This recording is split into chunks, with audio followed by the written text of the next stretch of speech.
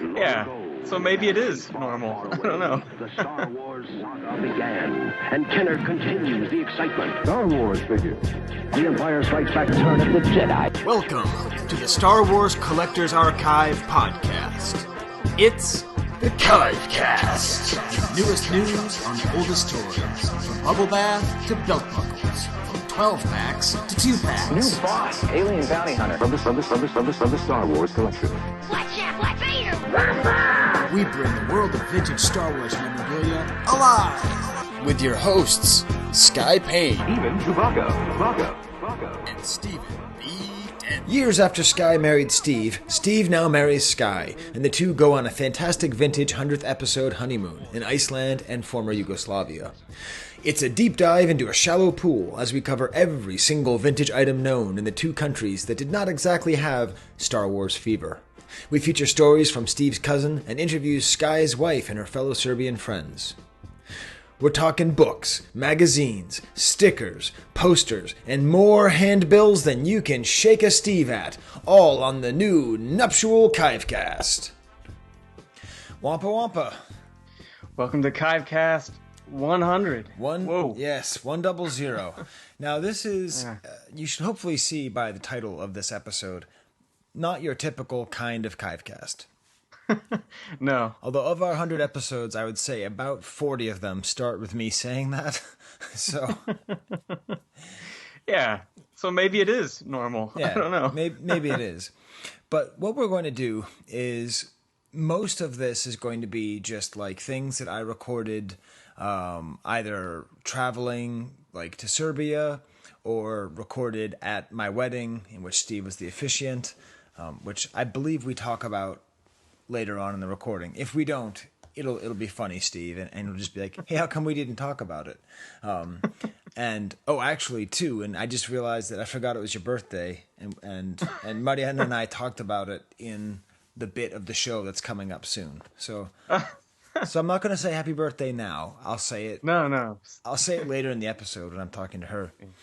Yeah, and you have to always say, happy horchatas from now on, because that was Yeah, it was the autocorrect text message from you was, I missed your horchatas. I'm like, what?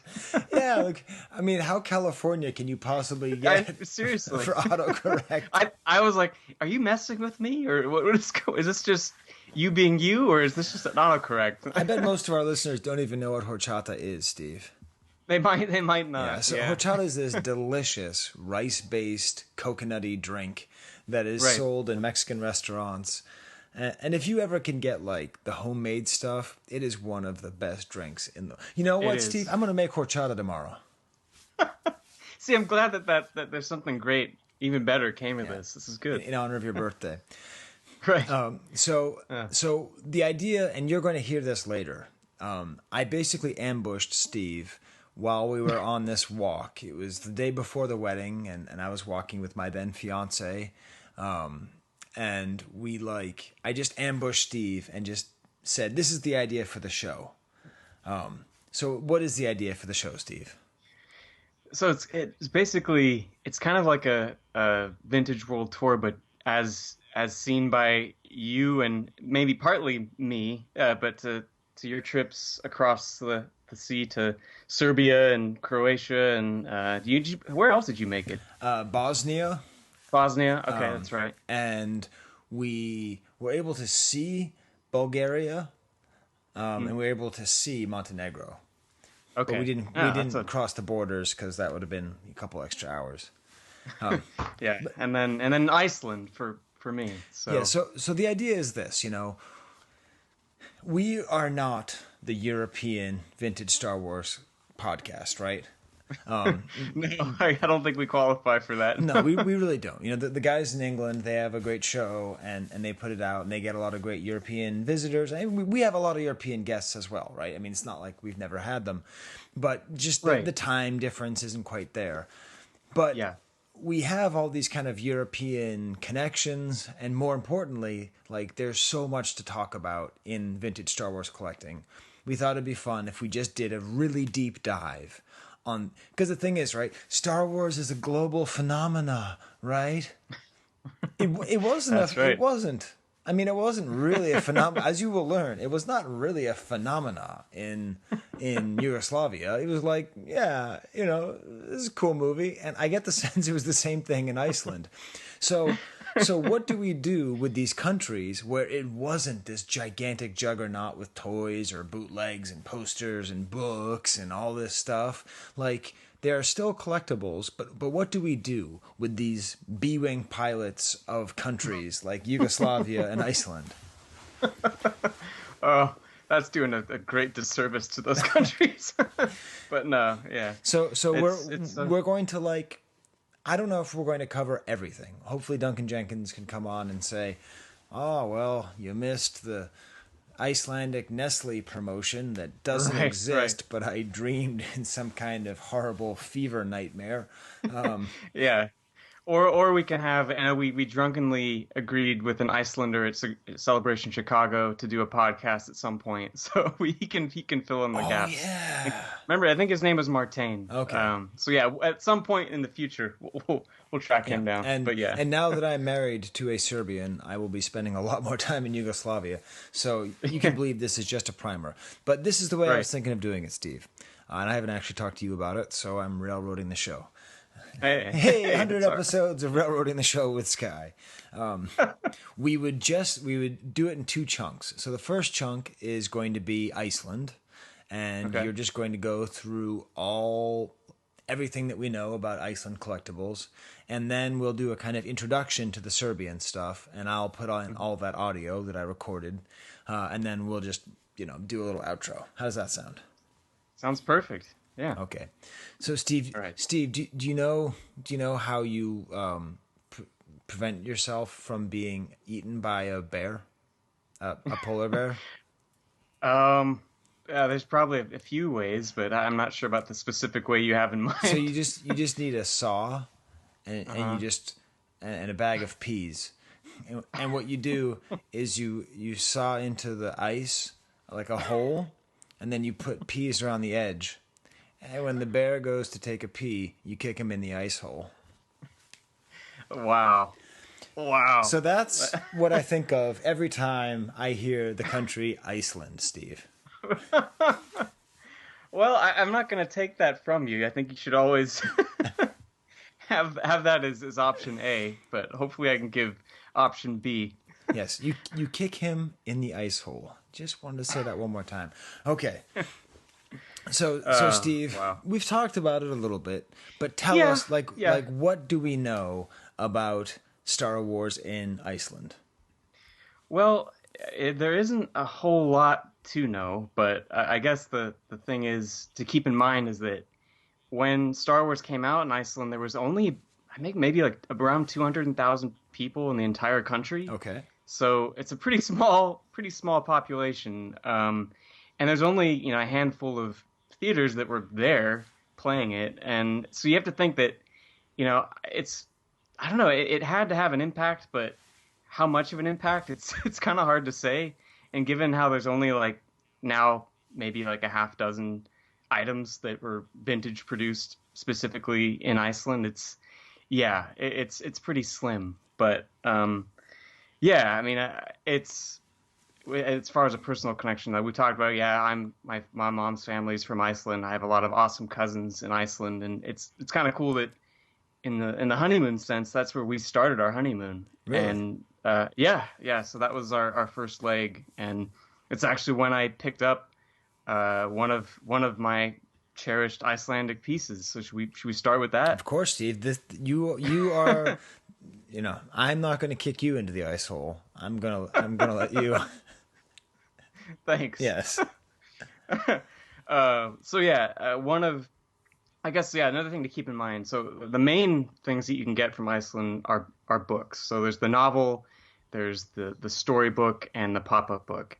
And so the thing to know, kind of, I think it applies to all of them, is that Iceland, they have kind of a tradition of linguistic purism. So they like to whenever they're discussing or creating up new words, they like to use roots of the old Norse language. So they don't like appropriating English words for characters or for technology. So like, for example, like the word for computer in Iceland, let's see, I think I have it here. So Yeah, this is like a perfect example. So a computer is tolva, and that's a, a conjunction of tala, which means number, and vola, which means witch or female fortune teller. Wow. So it's a computer is a number woman, female fortune teller or witch. That was the two words they combined for computer, which I thought was interesting. So yeah, they applied the same thing for Star Wars characters, a lot of them.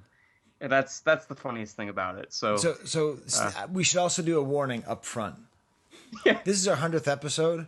If you don't like us nerding out about like language and like stupid little countries that nobody cares about, just check out, okay? Yeah. Like look up funny news articles about a rocket fet that sold for $113,000. You know why? Because it doesn't matter, you idiot. Okay, who cares? They sold another rocket fet. Whoop-de-doo! It'll be $1 million in 10 years, and you can talk about money with your idiot relatives. Okay, we are going to be talking for the next several hours about linguistic details of languages that neither of us actually speak. So just buckle up, because Steve, you have no idea how much of my interview with Marjena is just talking about little language details and what they mean. I figured that was going to be the bulk, so I'm glad that I can add just a little bit to that. But God damn it, it's interesting. It's part of what makes the global phenomena so interesting, is that now the push to just make everything the same is so great and just so predictable. And I actually think that Finn and Rey were partly chosen just because they're names that are easily translatable in other languages. Like, it's not like it's not like Han Solo or Obi Kenobi. Okay, so then, do you have any examples of these weird names? Yeah, so there's a couple good ones. So Luke Skywalker is Logi Gemgengil, which translates to Flame Spacewalker. Wow. Yeah, so he's your hero, Flame Spacewalker. And then there's others that aren't quite the same thing. Like Han Solo becomes Hans Oli. Okay. Princess Leia is Lilia Princessa, which is literally Lily Princess. And then these are the ones that are really getting into that kind of just kind of craziness. So Darth Vader is Svartholfield, which means blackhead. Wow. Literally blackhead. It's funny because when we were there, my cousin said, "Oh my God, you need to go to Darth Vader Street." I'm like, "What are you talking about?" It's like, "Yeah, when The Force Awakens came out in 2015, the city voted to change the name of some terrible industrial street from whatever it was to let's see, I got to see if I get this right again. Svartholfi. It's a hard word to say. Yes. But anyway, yeah, there's a great picture of this really cool, hip-looking mayor of Reykjavik hanging up the new Darth Vader Street sign, and I went to it, and it is the most depressing, like decrepit street in probably the entire city, which is just perfect. But and then Chewbacca is Lothin, which just means hairy. That's it. It's hairy. Just hairy. Yeah, literally, he's just hairy. So yeah, there's, I don't know. I just love that so Icelandic appropriation and creation of these new names. But anyway, to get back to the book. Well, also a little spoiler. So yeah. Luke's name in Serbo-Croatian is very funny. So you should all get ready for that. Well, actually, I'm probably going to spoil it with the title of this episode, actually. I'm probably just going to title this, Oh, we'll see. We'll see what I end up doing. We'll see if I spoil it for you. Okay. I look forward to it nonetheless. So there was a novel, which I still haven't found, but I have seen one. There's one at Rancho Obi-Wan, and then there's a storybook, which is basically just a translation of the main storybook that was published throughout the world. It has the same cover with Stjornustrid as the title. But yeah, so that popped up on eBay literally a week before Tessa and I were traveling to Iceland. And I had it in my eBay search for years, and I just could not believe it. So I contacted the seller. It was a buy it now of like $150, and it was the fastest I'd ever pressed that button. And so I emailed her, and it turns out that she lived in the same neighborhood as my cousins that we were going to visit, and And I said, well, don't worry about shipping it. I'm going to be there in 4 days. Can I just meet you somewhere? And she's like, yeah, sure. And so we met at this mall in front of a movie theater that was literally, I could see my cousin's house from it. Wow. It was just amazing. So yeah, I took that around the rest of our trip with us. So it traveled all through Iceland and the UK and brought it back home. So that's one crazy kind of wedding related Icelandic acquisition, and it's not the only one, which is it's great. It's just crazy. Yeah, I really get the sense that like Iceland is okay. In Rick and Morty, one time they go to this planet and it's a super small planet, and like you can walk around the planet like in like 5 minutes. And or like the Little Planet and the Little Prince, you know, the French storybook. Yeah. Like I get the sense that because when my kids went there with their mom and they just said like they ran into the same like 10 people like 5 times. I just get the sense it's this really, really small place with not many people. Yeah, it's true. Yeah. So you don't have a copy of the novelization, and the only copy you've seen is at Rancho Obi-Wan. Now, that's true. Later on in this episode, I'm going to talk about the in amazing detail, Steve, the Yugoslavian edition of the book. But what's funny is the Yugoslavian. I'm now realizing, because I did a little bit of research since the last time. The image that's used on the Icelandic cover. Do you know who does that, Steve? Do you know that artist? I know that artist. The name is slipping my mind. So that's John Berkey. Right. Berkey. He also did a really nice space scene for Return of the Jedi as well. Yes, right. A pretty well-known illustrator. So this image, there's sort of a bootleg version of this image on the cover of the Yugoslavian version. And it's just not quite as good. But the thing that I've noticed, on the Yugoslavian version, R2-D2 is perceptibly taller than C-3PO. But looking at the original Berkey version, they're basically the same height. And you will hear me later in this episode lose my mind over this idea. When is R2-D2 taller than C-3PO? I mean, here, still, the height differential is there. But it's fun to think of a time when that silhouette wasn't so important. You know, when the absolute necessity of that one particular silhouette of the guy with the hand on the head. And anyway, so yes. So we have the storybook and the pop-up book and the novel. Yeah. Right. Yeah. And the pop-up book, there's a video, I think a great video you took on our feed from back at my wedding. But yeah, that was a gift from Brock, and he had somehow tracked down the collector that has the book on the archive, which I could never find him. And he was Brock. He somehow did. Wow.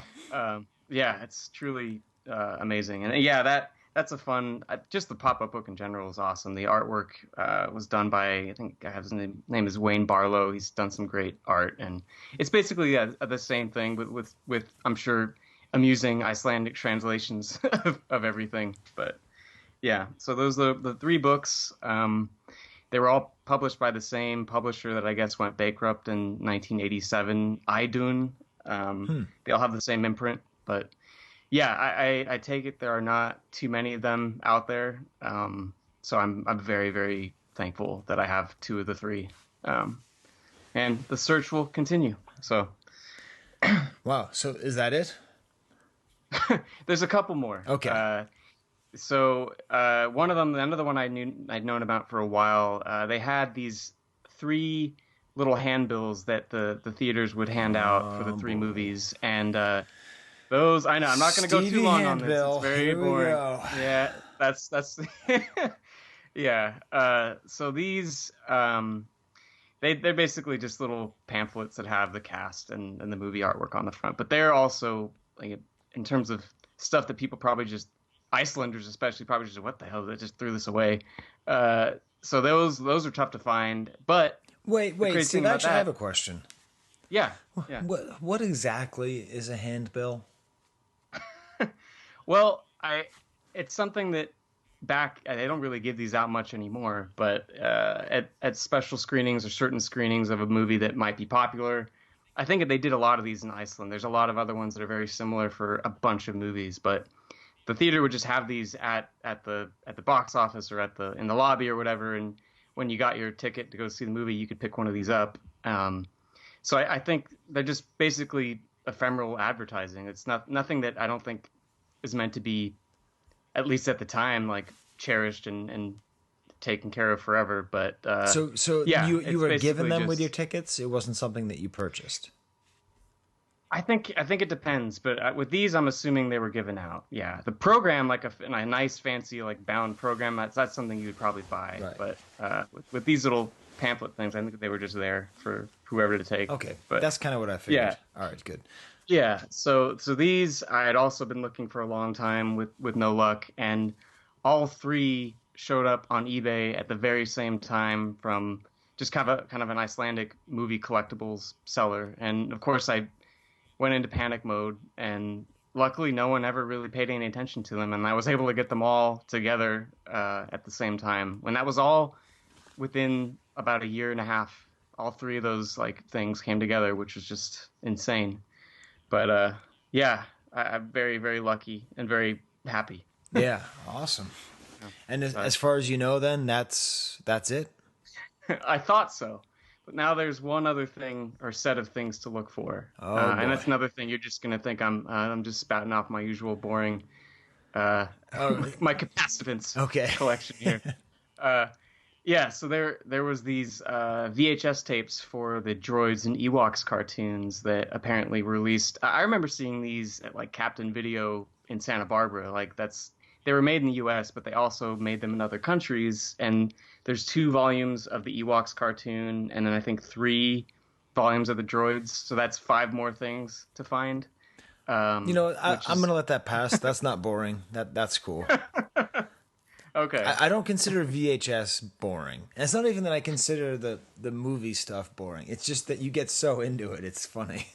It's just like handbills. You just like, I mean, right? That's that's like your favorite thing in all collecting, right? I get into like, yeah, Millhouse mode almost. Yeah. Or no, maybe more Martin. Yeah, I think it's more Martin. Yeah. But anyway, yeah, that's all I know of. There might be other little things. I'm sure, if we could get some other Icelanders on the it's on the line, yeah, we'll find out. You'd think so, but I mean, you'll hear my experiences trying to talk to Serbian people and research, and all that, and it seems that like eBay really is the best way to figure out what exists and what doesn't. Yeah. And there's just not that much stuff for these, B-wing countries to like really, they aren't really hiding that much. Right. Yeah. So that's true. Wow. Well, so a country with 200,000 to a country with around 20 million, something like that, in between 20 and 30 million. It's hard to tell how much they had in 1977. There's a lot of stuff that's hard to find out about Star Wars in Yugoslavia. For instance, when were the movies released? I just don't know. The only reason that I don't know when Star Wars came out. I do know when Empire Strikes Back came out because I actually, Steve, I don't know if you know this, I do a podcast with this nerd who like loves like handbills and daybills and stuff. And so right before recording the podcast, he sent me a Yugoslavian daybill. So I thought that would be a good segue in between your segment and my segment. Yeah, that works. That segue worked way better than I wasn't planning it to work that well, so I better ruin it. Oh, good, I did. So there's this handbill, right? That's a handbill? Yeah, I think so. I think it's a loose definition. It's like it's a little sheet of paper. I think that could be considered whatever you want to call it. A handbill works. Yeah, basically a sheet of paper, and it's produced by Croatia Film, and it's for a thing called Fest, which was a film festival. And I asked my wife Marjena, does that still happen? She's like, oh yeah, of course. How did you know about it? And I was like, well, I'm friends with a cool guy who likes handbills. And I had her read it, and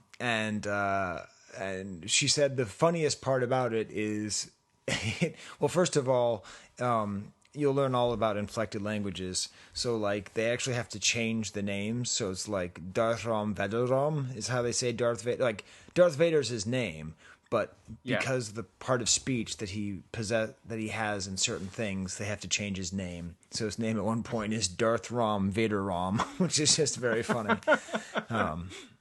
But as they give a whole description, they're like, and then Luke goes to Dagobah, and Han Solo is taken hostage, and then Darth Vader and Luke have a laser fight, and they find out that Darth Vader is his father. It says all just of that. Plainly stated, yeah. And this was, as far as we can tell, the world premiere. I mean, the Yugoslavian premiere of Empire Strikes Back. So. Yeah, 1981. So I guess if they knew Star Wars, they would have known already. Yes. So that was Fast 81. So a lot of things are sort of in hazy, and we'll kind of understand how that's hazy. So what I'm going to do is I'm going to interview my wife. You're going to hear, for some reason, I'm really nervous the whole time. I don't know why. She likes the show. She's heard it before. She likes you. I don't know what it is, but I sound nervous. So you can laugh at me, audience, if you want to. And we'll go over a lot of stuff. We're going to go over basically everything that we know of that exists. Yugoslavia was a much bigger country, so I'm not going to pretend like this is 100% everything. I talk about, in the first section, I talk about one poster, and then I'm going to have to do a cut-in where I describe a whole bunch of other posters that we also know about. I talk about, a couple of comic book compilations that they had, but I didn't mention another one. So there might be things like that. But in general, it's a pretty large scope of all the stuff that was available. Sounds comprehensive, yeah. But this is the main thing, Steve. Okay. The history of Yugoslavia is insanely interesting. And it's very complicated. It's complicated, it's sad, it's fascinating. It really sort of is. It is sort of like the history of the world in just a little tiny microcosm of a small country. So I have to say it. If you enjoyed the Iceland segment, good. I think you'll enjoy the Serbian and Yugoslavian segment. But the way that I wanted to do it was actually by giving a small history lesson on the history of Yugoslavia and how it led up. Because 1977 to 1983 were interesting times. The way that my wife grew up, the experiences that she had, the reason that she doesn't have any toys right now is literally brought me to tears on the podcast, as you were going to hear. So, there's war. There's real war, there's Star Wars, there's memories, and there's all these weird things that all get mixed up. But when I started this podcast 10 years ago, if you asked me where is Serbia, I probably would have said it's that thing in Russia where they send criminals, right? Which it's not, right? It's near Greece.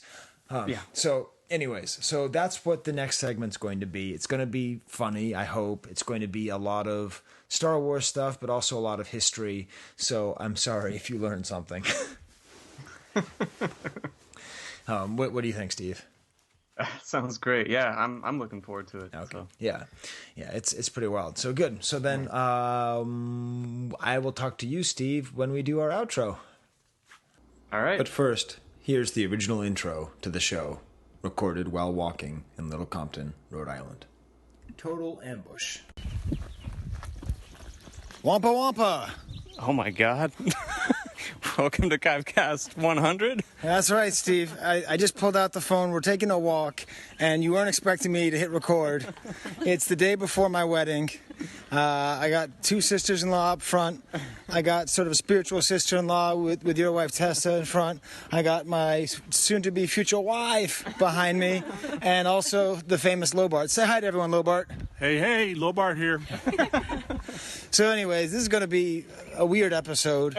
Are we going to get to Lando? Oh, that's going to be tough, I think. Maybe. Maybe. I don't know. This might be one of those episodes you just want to skip.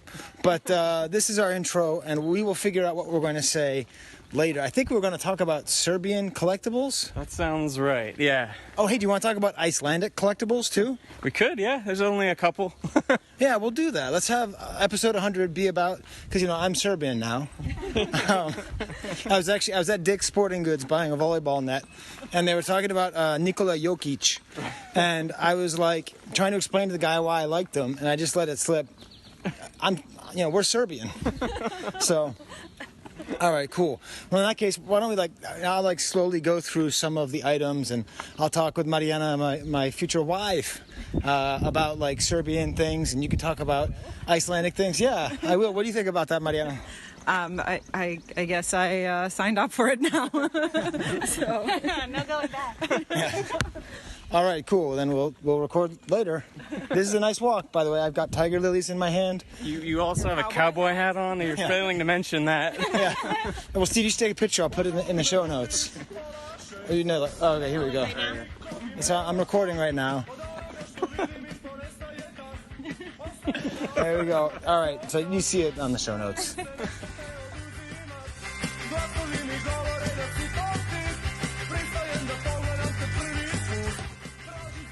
Okay, I am here with Marjena Popovic Payne. How's it going, Marjena? good. So we're going to interview you and kind of like an introduction here. Then we're going to go backwards in time and 6,000 miles away and talk to your friend Zemo. And then we'll come back to talk to you about a couple specific items. But I think what is interesting is that when you collect Star Wars, you end up learning a lot about the world. And collecting Star Wars from Yugoslavia is itself a way to explore the world and explore world history. So I'm going to give a brief history of Yugoslavia. Where did most of this history come from, Marjena? From me? Yes, from talking to you. So you're probably not going to be able to correct me that much, because if I'm wrong, it's because you were wrong. Actually, too, and I should say one thing. It's been we just got married, and it was a very exciting thing, and Steve was the officiant. How did you think he did? Oh, he did great. Yeah. I mean, we all requested at least one O-man, and we got an O-man. Yes. So we were all very happy about that. Yeah. And he did not tumble down any stairs. No, he was really great. And it's been kind of a joke, because on the show I laugh about Steve being too young to be my co-host. And I discovered with Panic a couple months ago that you and Steve are sometimes the same age. And yesterday was Steve's birthday, and I actually forgot to wish him happy birthday. So sorry about that, Steve. Happy birthday, Steve. Yes, and so for this period of time, I am married to somebody who is so young. She is the age of Stephen B. Danley. So yeah. So anyways, Steve and Marjena will both be they'll be going into middle school next year. So it's very exciting. Why am I nervous? I don't know, because we've never done a podcast together. Yeah, I guess so. She did a podcast in Serbia. In Serbian. She didn't want to Yes. do it, and I really pushed her to do it. And No, I did want to do it. It's just that we were packing. It was our last night in Serbia, just before our flight, and we were kind of panicked and packing and shipping Star Wars toys Yes. using DHL, and I had to dissuade you from using the post office because that would have been a disaster. So Yeah. there was a lot going on. Yeah, there was. All right, well this is good. We'll get over the awkwardness. If you guys think it's awkward, just, post in the comments. Or actually, I don't know where people listen to the show or how to listen to it. So let's get into a brief history of Yugoslavia. So there's a couple things that are fun to... Okay, I say fun. It's not fun. It's kind of a sad, weird thing. That Americans don't really understand ethnic tension, right? Have you really met an American who understands ethnic tension? No, I have a fun story that you can edit out later. Well, Okay. it's kind of a sad story more than fun, but I had a friend who I met in grad school, and she was in a different lab, and someone from my lab who knew her from before was trying to convince me that she is Croatian because she lived in Croatia her entire life, and I was trying to explain to him that she is Serbian, even though she lived in Croatia her entire life, and that the fact that she was Serbian is why she had to leave Croatia as a refugee, and he just could not understand it.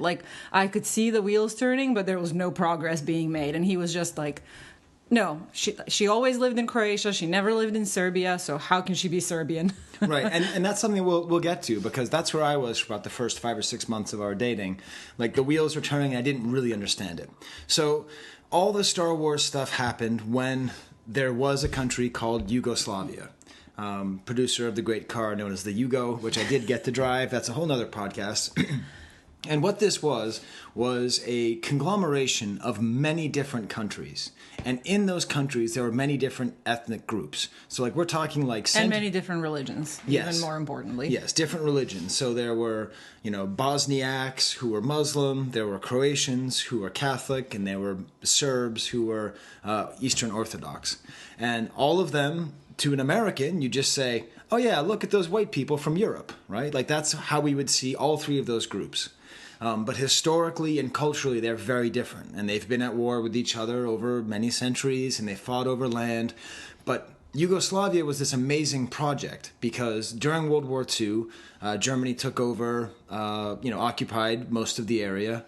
Basically, the way that they got out of World War II, the greatest heroes of World War II were communists. And that was the same... Well, basically, if it weren't for communism, we never would have beat Hitler in the first place.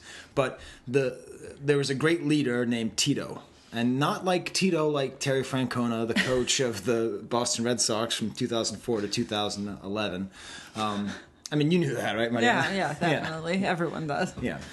But Tito was this really interesting, like, leader of the resistance. While we were in Serbia, we went to all these locations where they fought against Nazis, and when they came out of this war, he kept this grouping together, and this included Serbia, Bosnia-Herzegovina, Croatia, Slovenia, Kosovo, well, that's not necessarily its own thing, Macedonia, and Montenegro. And did I get them all? Good job, yeah. Yes.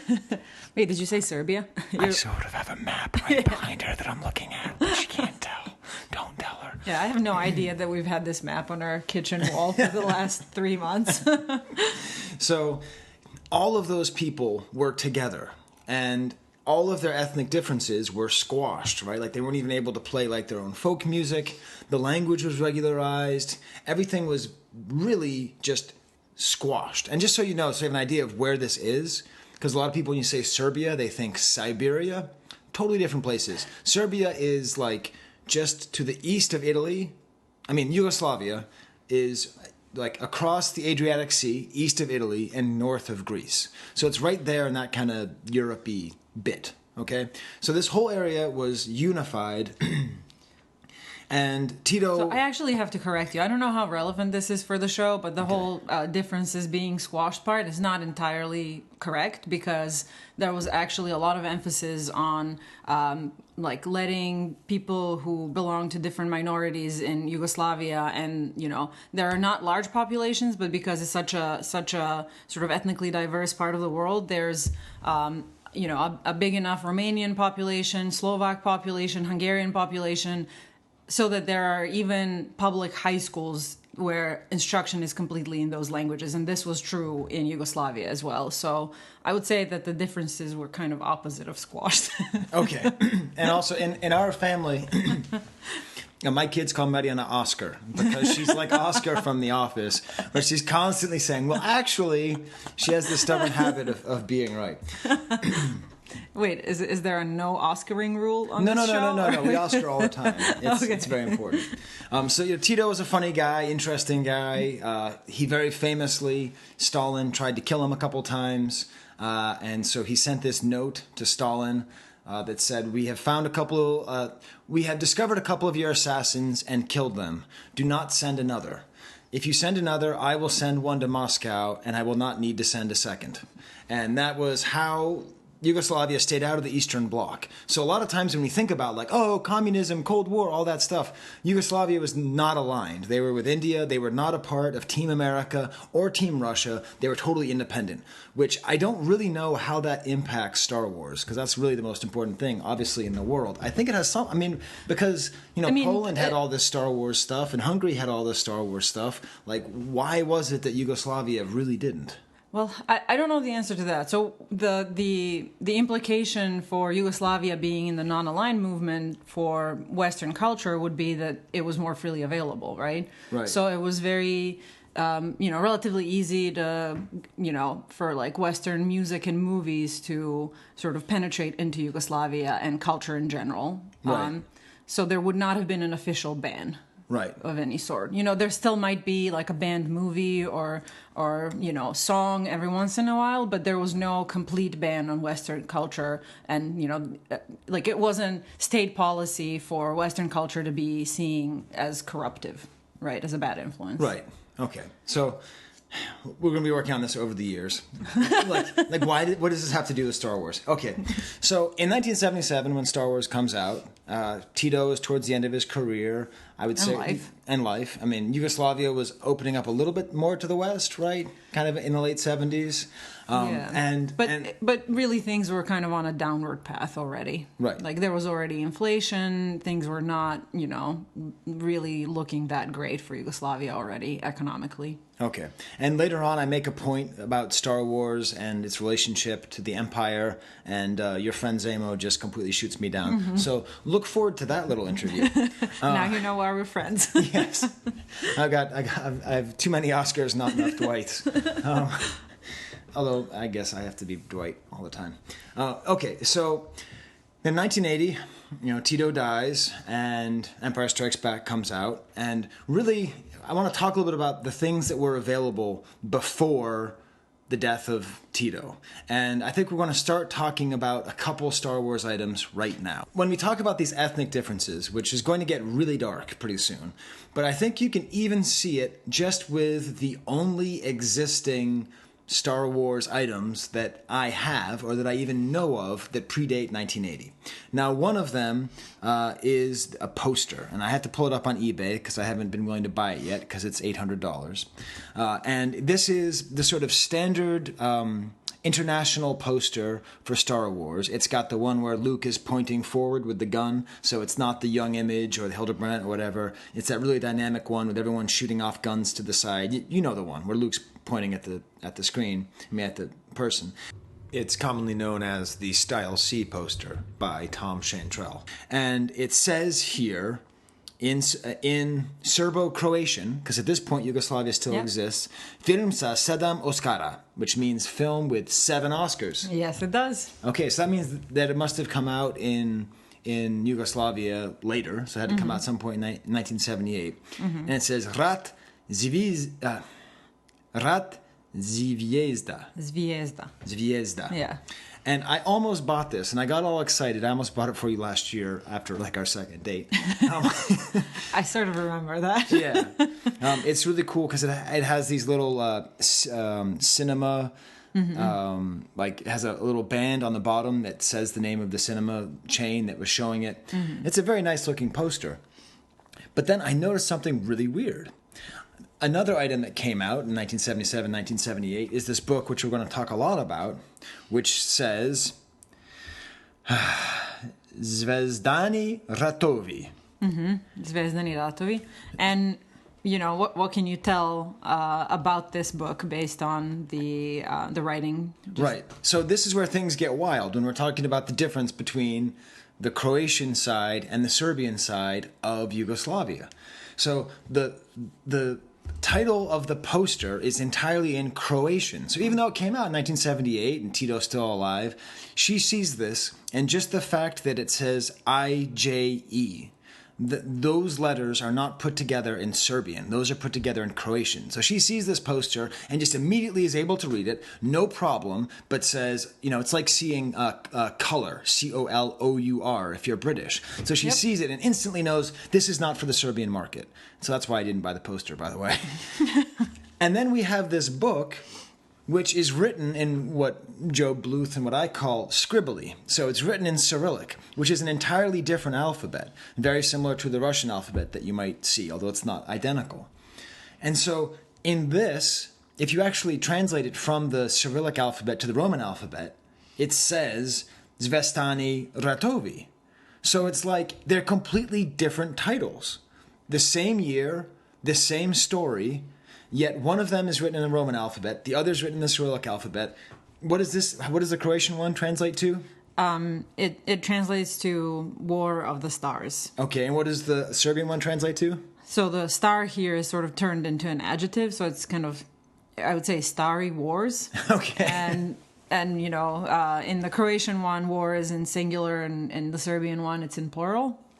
And I would say probably the Serbian one is more true to the actual title in English, but it's not as much in the spirit of the language that it's translated into. Right. And so right here we have the dynamism of history. We have the fragility of Yugoslavia in these two items. You know I have to get this poster now, right? I mean, we're married and our like, you know, our finances are prepared. I wonder if I can get it for less than $800. It's for sale for $800, but I don't know. I'll talk to Ron or Yehuda about it. They're better at buying foreign posters. So we can see that all just with these two items. So the poster's not that interesting, but I did want to spend a little bit of time actually talking about Star Wars and talking about this book. Now, the cover, unfortunately, I didn't get the hardcover, the jacket. So the jacket has, I'll include pictures in the show notes, an amazing image of Luke with his lightsaber down, looking pretty penile, right? I mean, he looks like he's peeing his lightsaber. Yeah. Princess Leia is looking voluptuous. Darth Vader behind is like wearing sort of like a blue outfit. I mean, he's not at all wearing his usual Darth Vader like little light bright thing on his chest. He almost looks like he has a beard because of the blurring on the... Oh, you're right. Right? It does, which would work very well with very problematic Serbians. Yeah. Very problematic Serbians have big beards, but also so does Zemo. Very problematic Serbians is referring to sort of fringe Serbian nationalists who allied with Germans in World War II, and there are some sort of sympathizers still alive today. Yes. And then the Death Star looks like Jupiter. It just has like a weird like swirl on it. Yeah. R2-D2 is taller than C-3PO. No, I think that's perspective. I think... actually, I think it's just closer. Yeah, but they never show. This definitely did not make its way back to Lucasfilm. They never would have checked off on this because this is. I mean, you could also say, "Oh, Leia looks so much smaller compared to Luke," but she's behind. But you see, the thing is that the silhouette of C-3PO and R2-D2 is very necessary. You can't mess with the silhouette of those two. It always has to be the tall one standing and then the short one standing, but in a really squat way. You're just gonna have to trust my expertise on Star Wars. I do. I'm gonna put this out there. Is there any other place in any Star Wars collectible where R2-D2 is taller than C-3PO? I think the answer is no. Now, this book, we're going to go through it. I might have to edit out some bits because I'm just going to be going through here. It's pretty interesting. It was printed in 1978 in Beograd, which is what they call Belgrade, and it actually means White City, which is interesting. And here it all says a whole bunch of stuff in squiggly. Don't make me translate it because it's going to take forever. Does this say anything interesting? Yeah. So it says Starry Wars, epic fantasy about the far future.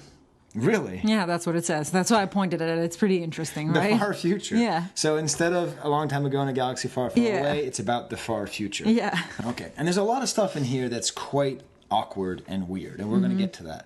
It says it was copyright 1976, Del Rey book, so that it appears to be an officially licensed thing. I was actually able to read the bit where it says prologue, even though it's written in scribbly. I'm very proud of that. So it says far galaxy, far times. Really? That's what it opens with. It opens with far galaxy, far times? Yeah, far galaxy, far times. Wow. So, which is not entirely in the spirit of the language. I think it's meant to sound kind of poetic. Right. Okay. So I'm going to kind of keep going through here. Yes. Do you want me to translate the chapter titles? Sure. The first chapter is titled Two Robots. Two Robots. That's very descriptive. Yeah. Let's see. It's hard to figure out. So just if you see things that look interesting. This is so funny. R2 is spelled APTY because that's in Cyrillic. Yeah, that is really funny. And then sometimes they they call it D2, but they spell it like they sort of transcribe it phonetically, so there's no numbers in the name. Yeah, because I don't see any numbers anywhere in here. Nope. Oh, and by the way, I always make fun of Steve for being a millennial. What did you have for breakfast today? Well, who made my breakfast? I didn't ask you who made your breakfast. I said, what did you have for breakfast? Oh, see, Stay for the record. This was all a ploy. I thought you were just being nice like you usually are. State for the record what you had. I had avocado toast. Okay. Made by my husband. Yes, you did. Now, we'll get into why she isn't actually a millennial, why her life experience produced that. Okay, does this say Luke? Yes, it does. Yes. Funny enough, the word Luke means onion. Does it? Yes. Really? Yeah. So the way that it's written, I'll take a picture of this too. It looks like an NYK, but it's actually the L sound. No, it's not. It's L sound. Okay, actually. Okay, so it's the, so this means onion? Yes, it means onion in Serbian. I mean, so he's Onion Skywalker in Serbian. Yes. That is really fun. Wow, okay. I can't believe you haven't told me that. You think you know somebody. All right, so we're going through all these images here. And then we get to our first image. And this is just... Actually, can you find the name of the artist from the front here? If I go back and look at the front, does it say the name of the artist? Yeah, it says... Can you try to read it? No, that'll take too long. Božidar Veselinović. I'm pretty sure we looked him up. Back when you got the book, we looked him up, and he has a Wikipedia page. Yeah, so. yeah, he's actually like an important comic book artist from Serbia, Yeah. Working in Beograd, which means White City. And it's this really beautiful drawing of the Jawas attacking R2-D2. It's very dynamic. The Jawas have very human fingers, which is interesting. Like they look like just like little white kids. I can't quite figure out how much the people who did this book saw the movie and how much of it they just heard about. We'll get to that later. But this is, I would say, more dynamic than the movie itself. I mean, these Jawas are just gesticulating everywhere, and R2-D2's down. It's a very nice image here. What is this? It just says the message for chapter 3. The message. Okay, so This is very exciting. this is very exciting. Going through an old book on our podcast. You see, this is our 100th episode. It's pretty good. Wow. Yeah. Although I've gotten a lot of nice messages from people saying how happy they are that I'm happy, and they can tell that I'm happy with you. So, it's good. People like this. Okay. It's a good sign for a podcast when you say people like it. We then have a picture of Luke with buying R2-D2. Again, it's a very elongated R2-D2, a very tall R2-D2. He's much taller than the Jawas. There's no way that this is a proper perspective image. I think this guy just really likes R2-D2. C-3PO is very sketchy. He looks like he's barely even finished. It's a really nice line quality to this drawing. I mean, this is really some spectacular art. And Luke looks fabulous from behind with his wavy hair. You can hear Bo now in the background, tipping and tapping. This is recording, right? I'm not just playing. Yeah, it's recording. Okay. That was exciting. And then there's an amazing, upside-down, vertiginous photo of Luke getting attacked by the Tusken Raiders. I mean, Luke is completely upside down, and the Tusken Raiders is there's no ground to this. This artist has a spectacular sense of just no ground. That's really what it is. There's no... That's true. There's no up or down. Yeah, exactly. On any of these pictures, you really can't... I like the hand on that one. It really looks like he's grasping panically. Yeah. Right? Yeah, it really does. This is just a really interesting artist. What was his name again?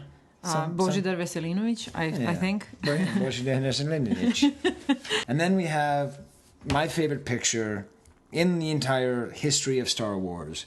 It is Princess Leia up against a wall with a gigantic fly. Oh, this is so funny. They call her Leia.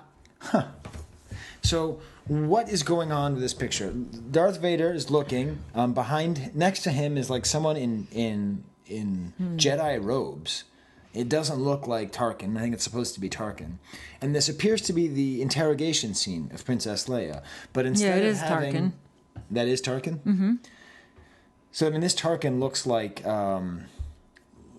a member of, Aerosmith. He doesn't at all... maybe not Aerosmith. Looks like a member of the Blue Oyster Cult. I'd say that's more accurate. Long hair. Yeah.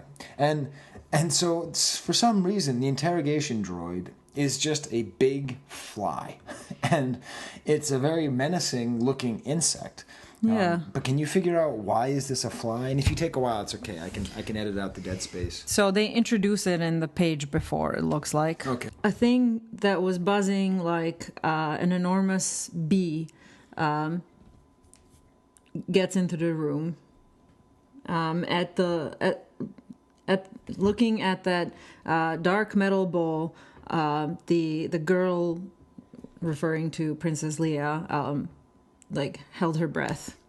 Yeah. Okay, so the artist just saw this thing that was like a bee and just said, I'm going to make it a big bee. Yeah. Beads? Huh. Okay. Well, there you go. There's the most mysterious image. Yeah. What is this chapter? Oh. Oh my, no. Yeah.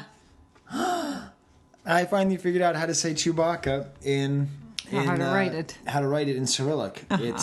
It's 4Y6 AKA. That is how you would say it in Cyrillic. And then Han Solo is XAH Kono.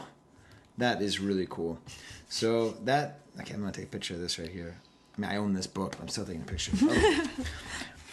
So this must be the introduction. Is this Jabaka? Or is that Chewbacca? No, that's Java, but Right. I don't know how. They call Jabba Jabatza. No, they don't. It's the problem is Jabatza. no. So the problem is the declensions, right? Because right. Serbian is an inflected language, so depending on how the word is used in a sentence, you'll add different sort of endings to the word. Right. So that was just in that particular. And then we get to this insane scene, the cantina scene. This is almost as crazy as The Fly. Wow. Obi-Wan Kenobi is straight up 100% just a samurai. This is where I'm starting to think that maybe he only had access to... His features, his facial features actually look Asian. Yeah, I mean, there's early, like, Macquarie, who's the one of the designers and people who fleshed out Star Wars to life. His early designs must have been shared, because this looks exactly like a Macquarie... Obi-Wan Kenobi. I mean, there is nothing Alec Guinness about this character. And he's cutting off what should be Walrus Man's arm, but instead of Walrus Man, it's this weird person with like hairy shorts and a bandolier, and he looks sort of Chewbacca-ish, but he also looks very small. Again, it's hard to understand what space is. In the background, it looks like there might be someone who's supposed to be Chewbacca, but like he's wearing gloves, and there's just all these sketchily designed people in the background. I like how he does focus by just like doing really sparse detail on the characters on the side. Yeah. Right? Yeah. It's supposed to be the scene where Obi-Wan Kenobi cuts off this guy's arm, but instead the lightsaber looks like a gun. It really does. It looks like he's shooting him in the... Well, looks like he's shooting him in the penis again. This guy's... Okay, that looks really like it's his belly. Okay. I mean, if you really want to call it, actually, shooting at the penis, then you can. Thank you. Who am I to argue? I want to call you are the expert on Star Wars. Okay, so let's see. This is Bestivo? Bekstvo. The escape. The escape. All right, so here they are going to be escaping. I'm going to go a little bit quicker through this. Nothing appears to be too interesting. Next chapter. Star Station. Star Station. Okay, everyone had a hard time with Death Star. Coming up with different names for it in different languages. I think the official translation right now is the Star of Death. Right. Yeah, that's what it is in most languages. Yeah. So here it is, Star Station. There's an interesting picture of the training on the Millennium Falcon. Once again, we have Samurai Obi-Wan Kenobi. We have Han Solo looking like just a generic anime guy.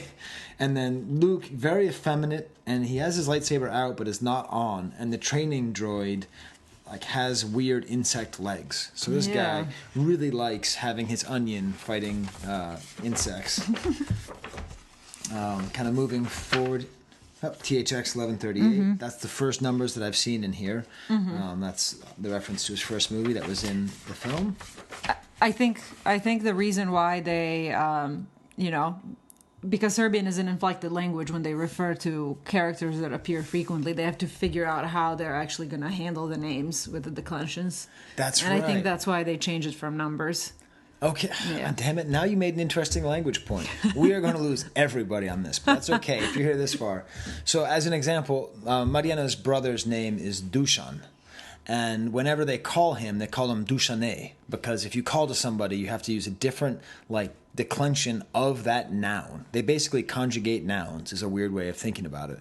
So all of these characters, like my name is impossible in Serbian, because it's just Skye, and it should be Skye, when they call me, but then that'd be me thinking I'm Kanye, and I would just be too arrogant. And we can't have that. We can't have that. Can you imagine that she married somebody who talks about Kanye as much as I do? You really have to wonder your judgment. So that must be why they don't do the numbers. So that way I'm sure R2 can be RT or RT. Right. So if you were calling Chewbacca, would you say Chewbacca? No, it would still be Chewbacca because it ends with an A. Okay. Like my name. Right. Yeah. All right.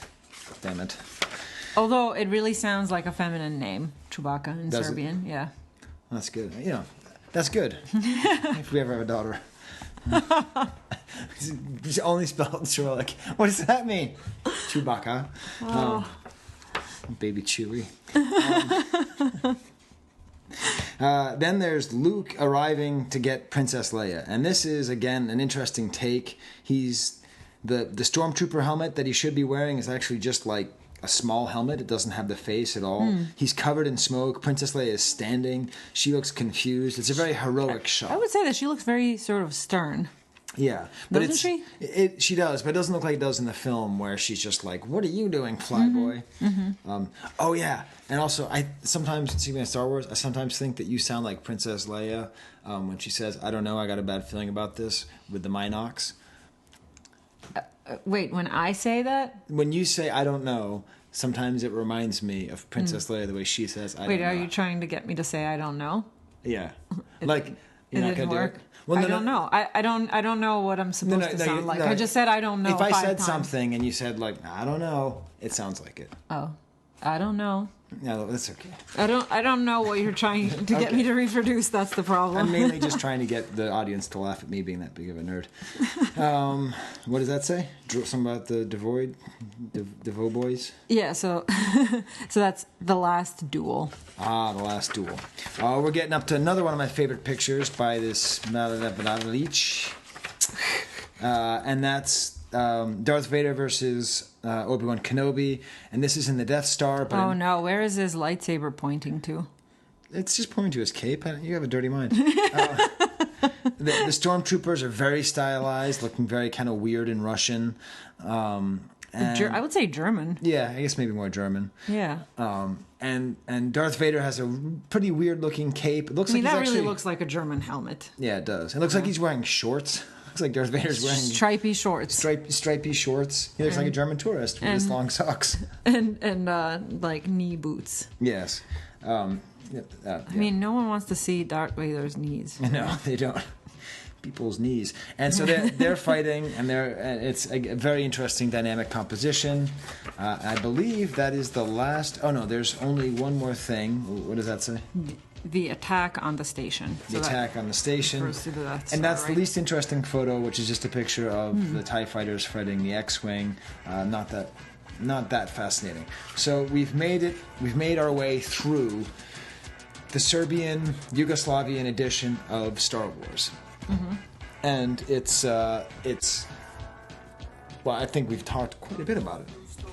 We have. Okay, so what I think I'd like to do now is, before we get into the rest of the items and the fall of Yugoslavia, I would like to take a little time to talk to Zemo, and some of his stories will be similar to stories that you've told, but we are going to come back and talk to him, talk to you when we're done talking to him. Okay? Okay. What you mean, I don't know?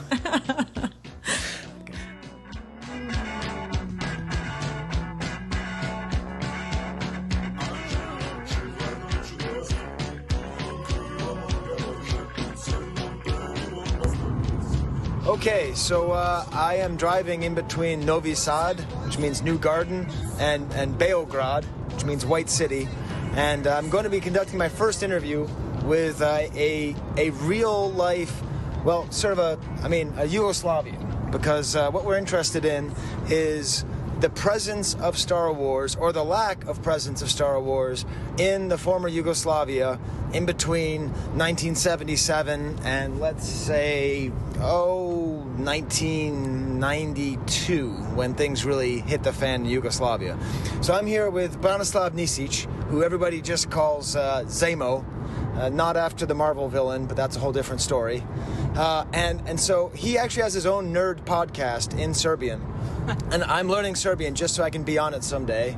As far as I can tell, there was virtually no Star Wars presence in... So you were born in what, 82? 81. Okay, so you're right about the Star Wars generation. How much presence did Star Wars have in your young life? So... actually, you're wrong, because there was a presence. Okay. And I don't know. I don't know if I don't know how big of a deal this was in the U.S., but I watched the movies. How did you watch them?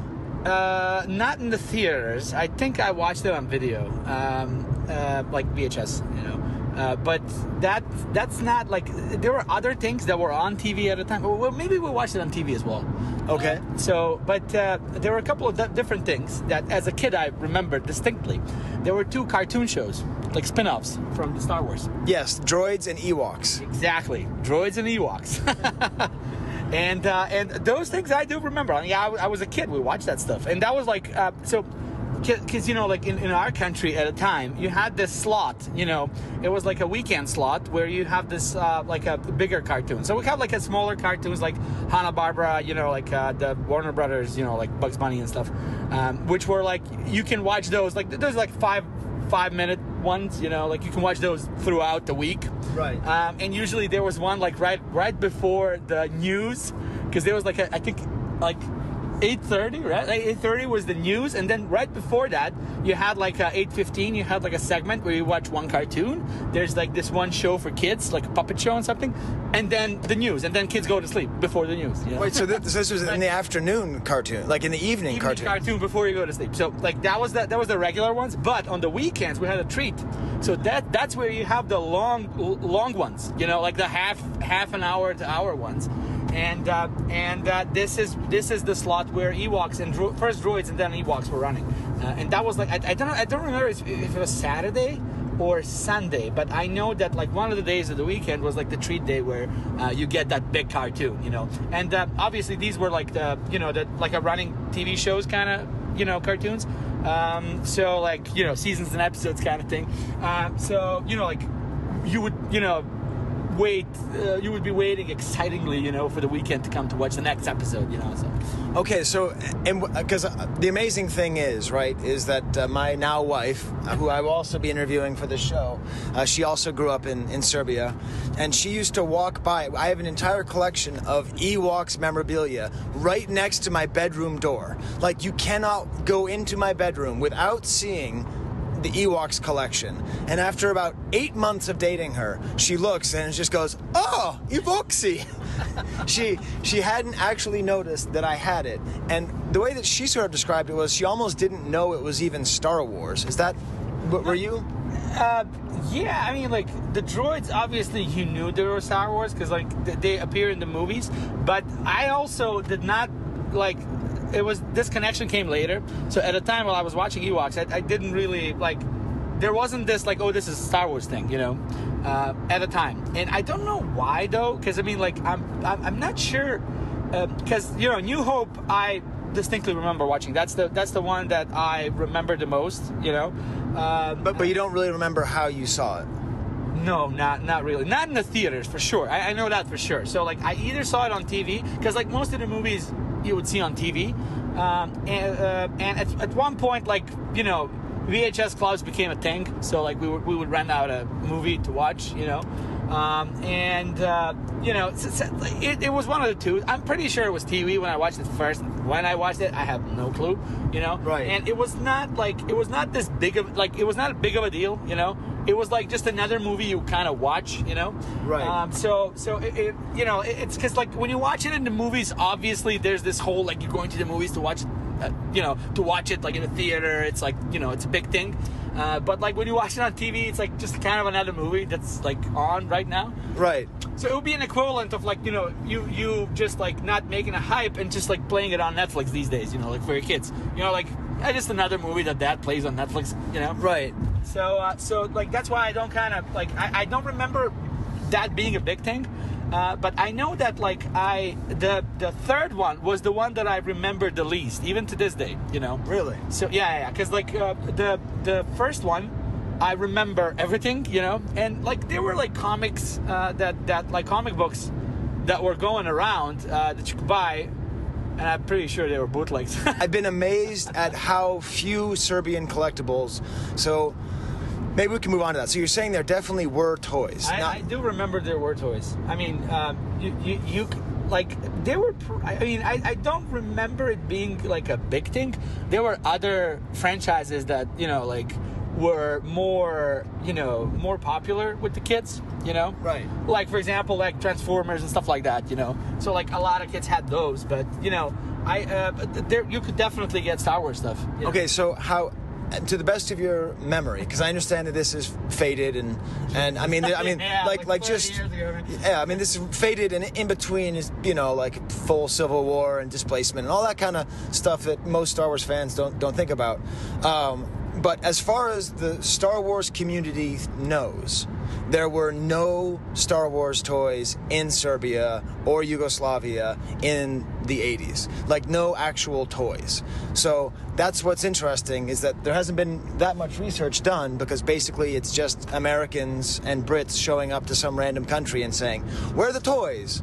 So do you remember anything about the toys that you would have played with? Nothing specifically. Nothing specific. I'm pretty sure. Although, okay, so this is, you know how like false memory can be. Yes. Like, I'm pretty sure in store, like, you know, something's telling me that you could buy it in the stores, you know. Right. But I might have mixed that with like this recent kind of, you know, like after the prequels came out, like after, like maybe that's what I'm mixing it with, you know, because I don't remember, like, and that's the weird thing, I don't remember actually playing with Star Wars stuff. Right. You know, like I would remember, you know, like, cause yeah, like playing with droids, for example, or, you know, like or Ewoks. We didn't play with that, you know. Right. So I don't remember that, but you know, for some reason I'm thinking that you could buy them. I might be horribly mistaken there. So right. Like, you might be right. It might be possible that we didn't really have any kind of, you know, like Star Wars kind of toys, you know. But, all right. Thank you, Zemo. You got it. Okay, I'm back now with Zemo, but somehow I didn't know this. We might have to take him off the podcast. It turns out that he was in the movie Trekkies 2. Oh, but however, I was there as a security guard at the door, so I was not a Trekkie. Okay. Anyways, yeah, just but we have a lot of crossover with Trekkie fans. We respect their alternative lifestyle. Like those guys. No, we respect their alternative lifestyle. Everybody's different and wonderful in a different way, except for Trekkies. Neću da mislim, znam, s tobom uvek postoji neki put. Well, that was a fun time talking to Zemo. In there, he immediately starts saying that there were definitely toys that were made and sold in Yugoslavia, and then he starts to doubt himself. After I hit stop, he talked to one of his big friends, who's like a huge Star Wars collector, and he said, yeah, no, they never released any toys. So we're still not knowing. We're still thinking probably not on releasing and selling Star Wars toys in Yugoslavia. Okay, every once in a while we sort of insert things and add information or correct information. So what I've discovered, there's a pretty good website out there called StarWarsMoviePoster.com. And I was just goofing around trying to like make sure we got every single possible thing we could get that pertains to Serbian Star Wars collecting or Yugoslavian Star Wars collecting. And I just found a couple more interesting things. So there is another poster which has the same Croatian writing, except instead of it having this Style C poster with Luke shooting, it's the Hildebrandt famous image. And I thought we could kind of look at that here. So I didn't want to give the impression that there's only one example out there. There's a couple. So there's the Style C, but then the really fun thing is that there's two different versions of the Style A and Style C Yugoslavian Star Wars poster, and this website claims that this is the Slovenian version, and it just says something completely different. Vojna zvezda. Yeah. So Serbian and Croatian are basically dialects of the same language, and I think linguists say that linguistically they are the same language, but sociolinguistically they're not. Slovenian is actually a different language. No. Okay. But the Fest, the 1981 Fest, is cool because that logo is actually on the Empire Strikes Back poster for Yugoslavia. And I'd never seen this poster before, and it's pretty awesome because it has all of the complicated writing: Imperia, Uz, Vraća, Udarac. Oh, good job. That's exactly how you say it. Yes. I mean, it sounds a little bit less Italian when Serbians say it, but other than that, it's perfect. Yeah, so that's just the typical Tom Young poster with Vader lifting up his hand and the TIE pilots and the TIE bombers. But still, it has that Fest 81 poster, which is neat. And then there is a Return of the Jedi poster as well in both Serbo-Croatian and in Slovenian. If you ever go to this website, by the way, they don't know how to make it easy to click on their stuffs. So okay, so that's just I think you might want to try clicking on the thing that says "click to enlarge." Okay. Just underneath the poster. Did I press here? Here? I press here. I can't. It doesn't. I think that's just the resolution that they have. Okay. So this is the one of the primary images that they used for Return of the Jedi, with the lightsaber right in the middle, screaming across with the two different sides, and Leia and Luke swinging. And there's nothing too much to say about this, except that it calls it Rat Zvezda 3. So it actually, or 3, it actually calls it Star Wars 3, which I'm pretty sure was against the rules when done with Lucasfilm, but I guess they thought that would be less confusing than 6. Brief note within a note, in Iceland, on those handbills that Steve was talking about, it also calls it Star Wars 1, 2, and 3. So, I don't know. And you see it says Cinema Sarajevo underneath, so I don't know if this is a particular to Bosnia. It also has a Dolby sticker on there. Yeah. So that's kind of interesting. And then there are these other things that I want to talk about. They're really, really weird. So there's apparently a thing in Croatian schools. Okay, this is what it says on the website. This Empire Strikes Back poster was used in schools as a promotional advertisement, where they played all 3 of the Star Wars trilogy films. Printed in Zagreb, the films had been converted from 35mm to 16mm, hence the Filmoteca 16 name. Poster contains a green and brownish illustration of Yoda and a summary of what happened in the first film for people who hadn't seen Star Wars. And this is a really bizarre image. It's just Yoda, and it has the title there. But this came out in 1990, or maybe 1991, but it appears to be very local just to Croatia. And I don't know what this thing is, but I feel like this is... I have no idea. I've never heard of it. Yeah, this is probably the rarest thing of all of these. And then the Return of the Jedi one, it's just worth mentioning because it's a singular image in all vintage Star Wars. It's like a blue field with pink printing, and it's the underside of the Falcon over C-3PO and Han Solo on Jabba's skiff, but it's kind of like cut off, so you really can't read it as an image. It is an absolutely... And there's only 2 colors, so really the sort of foreground and the background just blend together. Yeah, but you can't really parse out, the Falcon or anything. Unless you're Skye and you know all of these images very well. It just looks like a blur to me. Yeah. So I would say that might be the last possible thing we could consider Yugoslavian.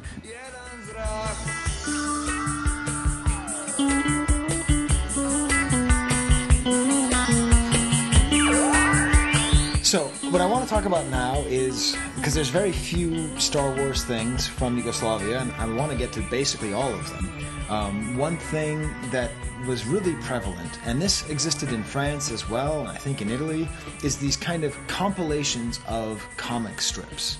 And the second one is one of Marjena's favorite things in the whole universe, so I want to save that one for next. This one here is called strip art. And now don't get excited. That means comic strip art. And according to her brief research, this was probably made in Bosnia. Definitely made in Bosnia. Definitely made in Bosnia. Yeah. Which, by the way, if you ever want to visit the Balkans, Sarajevo is one of the most interesting cities you will ever go to. If you're planning a trip to London, cancel it and go to Sarajevo instead. If you're planning a trip to anywhere in the world that's not Paris, cancel it and go to Sarajevo instead. And maybe even if you've been to Paris already, go to Sarajevo. It's a really interesting place. And go to it before it's going to be overrun soon. It's too interesting to exist that way. Anyways, so this was made there, and this is the problem with Yugoslavian Star Wars stuff. It's very sparse. The only Star Wars content is at the very end, and it's just basically these are compilations of different comic strips from across the world. Some of it's Yugoslavian, some of it's American, some of it's French, etc. And it's just some of the Archie Manning, Goodwin Star Wars strips just translated into Serbian or translated into Serbo-Croatian. So there's not even really much point in talking about it to you because you've all read them or you know what they are and you've already seen the images. It's interesting that the cover seems to really be a drawing of the actors, right? Yes. And then the actual comic does not. Yeah, this image on the front is one that was seen a fair amount. It's I actually don't know who did this. Boy, that's actually a good question. Who did this cover art? Because you've seen this image a fair amount of times. But it's an image of Luke in his Bespin gear on Hoth, pointing right at the gun, and pointing his gun again right at the viewer. Han and Chewie on either side. Leia's there. C-3PO's like looking super dynamic. R2-D2 is short as he's supposed to be. And it has the Croatian title, Rat Zvijezda. And I didn't even mention how crazy the Cyrillic thing is. Like how important it is that book that we read was written in the other alphabet, the Cyrillic alphabet. When you get close to the Croatian border, like in Serbia, all of the signs are written in the Roman alphabet and the Cyrillic alphabet. As you get close to the Croatian border, Croatian nationalists cross the border and then cross out with spray paint the Cyrillic writing because that's how strong they feel. That was in Bosnia. Oh, that was in Bosnia. Not in Serbia. That was in Bosnia where, Serbians in Bosnia insist more on the Cyrillic alphabet. Right. And then you'll sometimes see the opposite as well. People crossing out the Roman alphabet and just leaving the Cyrillic alphabet.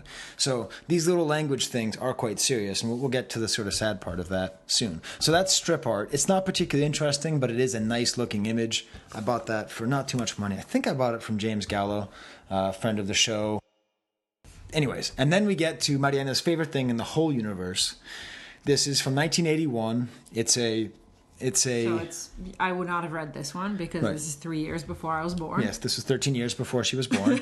33 years before she was born. And it's another one of these magazines, but I'm not going to describe this magazine. I used to call this magazine Plotnik Zalopnik, just because I forgot what it is, but now I am going to read the Cyrillic, and she is going to be even more in love with me. Here we go. Oh, that's impossible. Politikin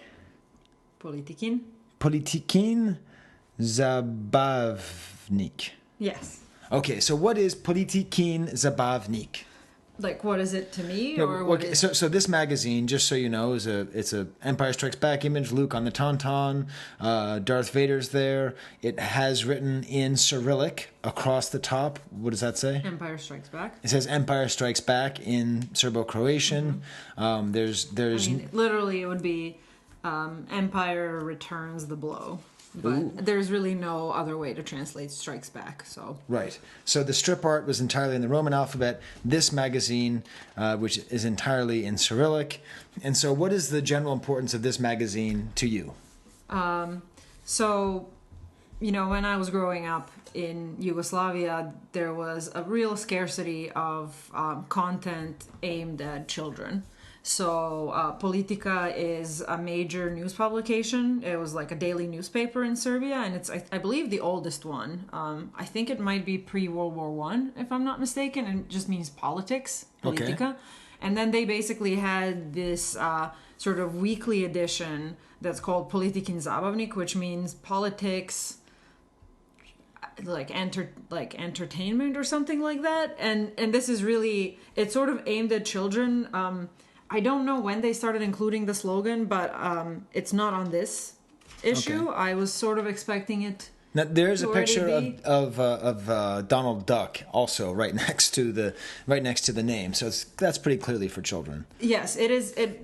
What it used to say when I was reading it was for anyone from 7 to 77, and then they changed it, and now it's for anyone between 7 and 107 years of age. Well, hey, that's good. Life expectancy is going up. Yeah. Although not based on the amount of cigarettes that are there. If you ever go to the Balkans, you want to bring one of those gas masks from the Minok nest, because everybody smokes. Yeah. It's terrible. It is terrible. It's terrible. Okay, so continue to tell us about Plotnik Slopnik. And so it was really, it came out on Friday, and I would just be sort of waiting very eagerly for my mom to come back from work and bring me my, Zabavnik, and I would just kind of sit down and like read every single letter that was in it, until I was done reading it. Like, I would not let it go. Like, this was supposed to last me a week, but I would just read the whole thing in a few hours. And I would just read everything in order. I don't know why, but that's just how I decided to do it. So you wouldn't look for your favorite parts? No. I would just sit down, and then I would know when the different sort of, how the different sections are arranged, and I would kind of be looking forward to it. And I would just read the whole thing, yeah. And this is, a lot of our show tries to stay away from nostalgia because it's too easy. But I think this is a pretty good case of where it's necessary, because you had so little. So if you were, 30 years older or something when this came out, I imagine there must have been kids just like you who were starving for entertainment and got this and knew very little and were able to see this and just go through it. And it's not, strip art is just comic strips. This has a lot of information. Like, the first page is all about like some World War II battle with U-boats. Yeah. And there's like this whole thing about U-boats with a nice color image. There's kind of a spy story. Then there's Donald Duck, which is cool. Some weird thing about... Like Guinness Book of Records stuff. Guinness Book of World Records. A whole thing about how to write in kanji in Japanese, which is pretty funny, being explained how to write in Japanese in Cyrillic, as if it wasn't hard enough. And then right in the middle, we have a behind-the-scenes feature on the making of Star Wars and Empire Strikes Back. And this has a lot of great elements to it, which we are going to go through. Yeah, I remember them struggling to say special effects in Serbian, so there's going to be a lot of variations of that. And that's not just me struggling with translating it back into English. It's just they don't know how to say special effects. Yeah, and there's one image of Lucas in front of the Bantha. The rest is from Empire Strikes Back. You got the image of Luke talking. Oh yeah, there's also one of him looking at a miniature, and it's in color. Not all of it's in color, but this is. So tell me some. What we'll do is this: you'll kind of read through it, and then I'll edit out the silence, and you tell the interesting things that you see as you read through this. I already see some stuff. I think it might be worth just translating the captions for the different images. Okay. So the one where you have Lucas sort of like framing something with his fingers. Yes. It says about 80% of scenes in Star Wars and Empire Strikes Back were created with the help of tricks. And this is the special effects that I'm referring to. Yeah. So George Lucas explains to his collaborators how one of almost 1,000 tricks was implemented. How many tricks will there be in the 7 parts of the series that are about to be made? Wow, there you go. So going back to the old episode, this is sort of focusing on the effects. Right, the whole like 9 episodes thing. It's even in Serbia. And this is, very Serbian. It's Yugoslavian, but it seems to be very Serbian because it's all written in squiggly. Yeah, it's all written in Cyrillic. Okay. Yeah. So the text actually opens saying, when Kubrick's Odyssey premiered, one of its main virtues, or one of the main virtues that were emphasized, was that it contained 34 new movie tricks. Okay, tricks, movie tricks. Okay. Yeah. Yeah, so it says, apparently, Arthur Clarke said very confidently that any movie that tries to be better than Odyssey would have to be made, made live. I'm trying to figure out how. I think that's what he meant. It's a little bit difficult to translate, but I think that he was implying that it was going to be difficult to get something to be as convincing as Odyssey. Right. Yeah. Okay. And then the actual title, and the reason why I read that, because the actual title of the article, the whole article, is Clarke was wrong. Really? Yes. So the entire article is just dissing Arthur C. Clarke. It is really about the special effects. That's what Okay. the article is about. Okay. Yeah. Then I guess we don't need to read all of it. You can just tell us what they call Chewbacca. Yeah. Because it's my favorite thing in the world. Besides Oh wait, you. where? So I heard that. Actually, my kids do. It says. And Steve. And the dogs. And the dogs. I put Steve above the dogs. There's kids and you, Steve, and the dogs. Those are my favorite things in the world. And then this. And then this. This might go ahead of the dogs.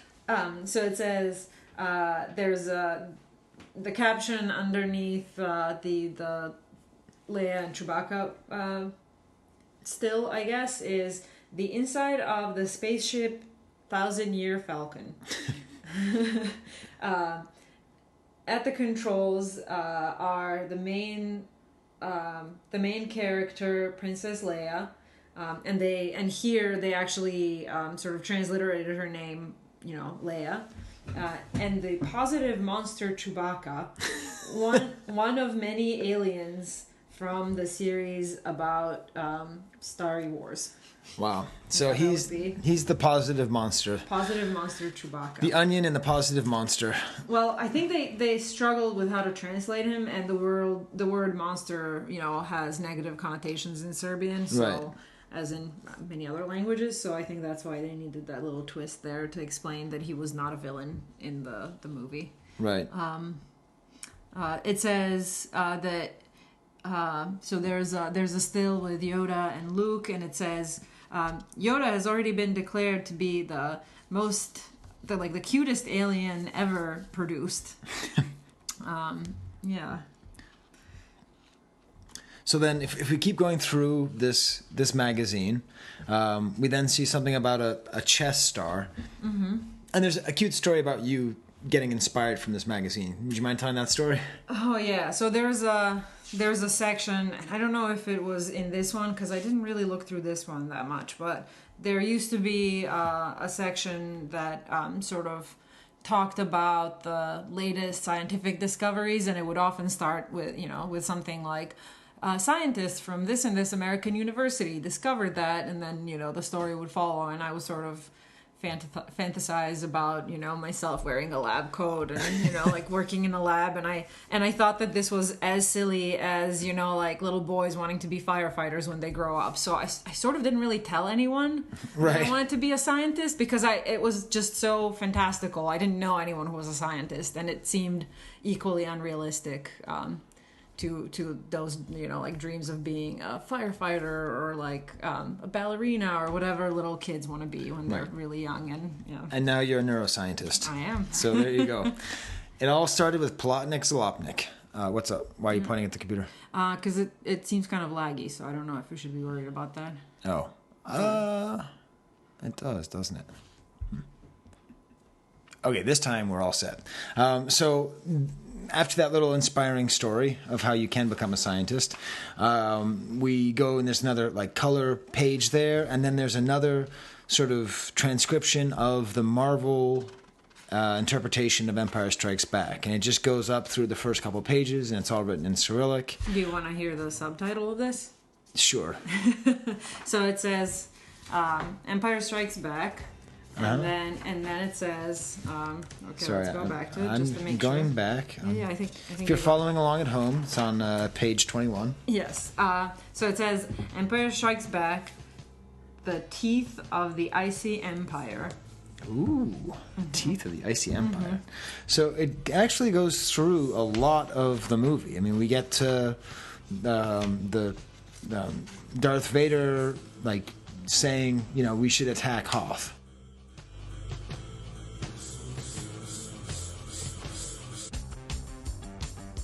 Okay, so then here's where things are going to take a turn. So after the death of Tito, things start falling apart. The people who try to fill the power void are not quite as strong. Individual differences start breaking apart. This is going to ultimately lead to a civil war that will really start in earnest around, what, 92? Yeah, 91. 91, 92. But the last gasp of happiness before this time doesn't come from Return of the Jedi. It comes, and this Zemo mentioned this a little bit before, it comes with Ewoksi. So Ewoksi is the Serbian or the Croatian word, I guess, for the Ewoks. So how did you watch the Ewoks?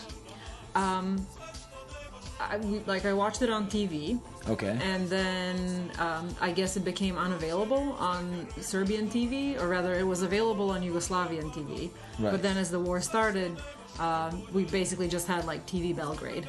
Okay. So there were a lot of sanctions against Serbia and against different parts of former Yugoslavia. So you were telling me that like they would show movies, right? And TV shows. So basically, the name Yugoslavia was inherited even after the fall of Tito's Yugoslavia was inherited by what was then just Serbia and Montenegro, and those two states together went under the name of Yugoslavia. So and now I forgot why I went on that tangent, but basically. Yugoslavia at that time, which was just Serbia and Montenegro, was under an international trade embargo. So since that was going on anyway, the TV stations didn't really care about like paying for like distribution rights or any sort of rights. So we would often watch stuff on TV that was just completely illegally acquired. Right, they just show like Terminator like 3 times a week, right? Yes, just like yes. Whatever. So Star Wars, Terminator. Yeah, that was a lot of Terminator actually. That's a pretty good guess. Well, you told me that before. Yes. Yeah, I've asked you a lot of questions. We've had a lot of conversations about the Terminator. It's okay. Because if it were Star Wars, then you would be a Star Wars nerd, I think. Yeah. Or more of a Star Wars nerd than you've become. But Ewoks is where it's kind of like a lot of Europe, actually. There's a lot of collectibles associated with Ewoks. There's the comic books, which I have most of, and those are just straight translations in I guess Croatian of the Serbo-Croatian. There was the TV show, which you can find on YouTube. Yes. Right? You can find it. And this sort of weird, fascinating story that she tells me is that because it was Croatian, it still exists. If it were in Serbian, then the Serbian TV station was one of the main targets in the bombings in 1999, which we'll get into later. And basically the entire television history of Serbia was completely destroyed. Yes, the entire archive was destroyed. The entire archive. So, Steve, you're an archivist. I haven't told you the story yet. I mean, I guess it's just TV, so who cares?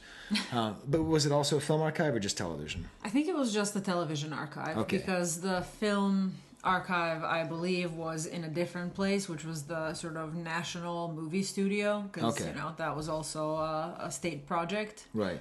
But that was in a different place. Right. So the entirety of the whole thing was blown up by American planes, but we don't need to get into that.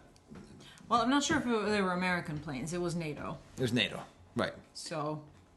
Fair guess, but it was NATO, controversial operation. Although we're not going to get into that now. So fortunately, it was in Croatian, so you can still find Ewoks in that, the way that you saw it. Mm-hmm. And how did this build a love of Star Wars for you? Well, it didn't really. As a kid, I never knew that Ewoks were not just like a standalone thing. Right. So I just watched the cartoon, and then I watched, once it became unavailable on TV, on the one TV station that we had. Well, to be fair, 2 TV stations that we had. I had some old VHS tapes with the cartoon, so then I would watch that. So they were like taped off TV? Yeah, they were taped off TV. You still have those tapes? Maybe. They probably were taped over. Yeah, knowing my parents, they probably were taped over. Okay. But I mean, it's possible that they're like, we don't have a VHS player, so it's also possible that my parents would have thrown those away. Right. Yeah, I don't know. I could try to ask them to save all tapes that they have for when we next save visit. everything that has to do with And so you didn't watch Droids because you didn't care about. Had you ever seen it, or you weren't even aware of it? I don't remember ever seeing it. Yeah. And I didn't think that they even aired, but then Zemo said that he had watched Droids. Yeah, and there are, I believe, Droids comics. There's definitely like sticker albums that are available. Yeah. So they're called Droidi. So there's sticker albums for Ewoks and Droids, and I'm gonna try to get some of those too in the near future. But it's kind of funny because Marjena was born in 1984, right? And so, like, you'd think that being born in 1984 would mean that she would have no interest in anything Star Wars, but because of the kind of lag that existed between America and Yugoslavia, instead of watching what kids born in 1984 would be watching in America, I don't know, Ninja Turtles or whatever it was. I watched Ninja Turtles. You watched that too, but you also had these old American things like He-Man. She's actually secretly a much bigger He-Man fan than a Star Wars fan. That was my main thing when I was a kid. Yeah. Like when I was 7, that was like the my biggest interest in like TV was He-Man. Yeah, I've been slowly trying to get her some He-Man. I got a couple of He-Man things from Yugoslavia, which makes sense why you'd marry me. Yeah. How so? Well, I'm like, yeah, I look like Orko. See, you didn't expect the joke to go that way. No. You probably don't even know who Orko is. No. I don't know his name in Serbian. He's the little weird guy who flies around, has an O on his chest. Okay. What's his name in Serbian? I can't remember. I can't remember. Okay. So that was the sort of last gasp of joy and frills in former Yugoslavia. Skye here. So I just wanted to include the last couple items I could find from former Yugoslavia to try and be as complete as possible.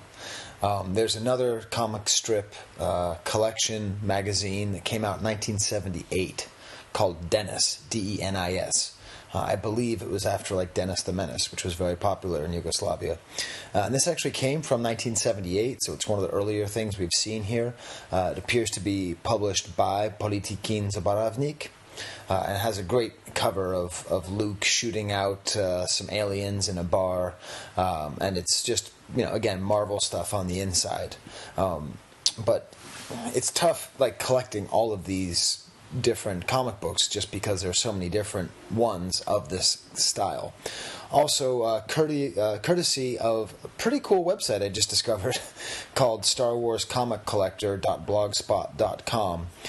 They have the entire run of another one of these comic book collections, and it's called Malas Tripoteka.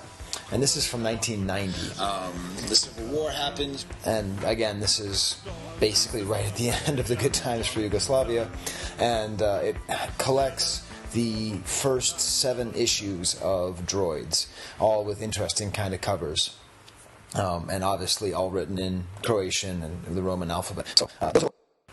And that's basically going to do it for our Star Wars content in this episode 100. I believe we got through all of Iceland and most of Yugoslavia in terms of vintage collectibles. What remains is just a conversation with me and Marjena in which we describe the sort of sad history, the Civil War, ethnic cleansing, exile, etc., and all the events that happened from her, who actually lived through those times. So in my opinion, this is the most important and interesting part of this podcast. But if you're only here because you like vintage Star Wars and you don't care about history, however recent it is, then I totally understand. You may want to cut out now, and I'll see you next week with Lando Skiff. I mean, next month. I don't know. Eventually. We'll get to Lando Skiff.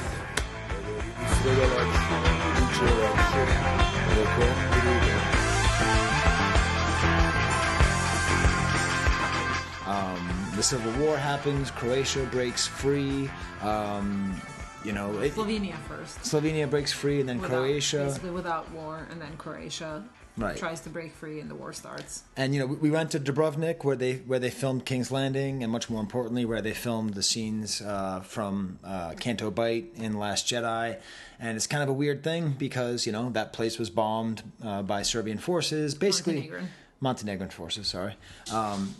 Basically, there was the one time when it wasn't the Serbian forces. So I have to correct. You have to claim your small victories. You can hear, but would you stop making noise? I know. We took you out for a walk. We'll take you out for your 10 dumps. For some reason, Bo takes 10 dumps every walk we go on. I think he thinks it's a challenge or something. Okay. Yes, Bo, we're talking about Serbia. And so, it was a really sad time, a super duper horrible time. But what I wanted to do was just have you tell this one story. I usually cry when you tell me this story, so I might tell it again. But I think it's useful as a toy collector, right? So I spend my life collecting toys, things that I played with when I was a kid, and things working out really well for me, right? Being super fortunate. Just obviously Americans are fortunate in many ways, but there's times that remind you of it. So I've always felt a little bit scared that you had these experiences which would make you think I was just being really frivolous, spending thousands of dollars on toys. And I sort of asked you hey, how come, what toys did you play with, and do you still have any of your toys from old Yugoslavia? Do you want to tell us or not? I think I know what story you're asking me to talk about. Okay, that's not the only reason why I don't have any toys. Okay, well let's set this up. Okay. So we were talking at the very beginning of this. I think Bo has an ear infection. Yeah, I think he does. You can hear him flip his ear. This dog, the two things he likes doing is pooping and getting ear infections. that's you hear him go. All right, we'll get the. Okay, now he's wagging his tail. Bo, out.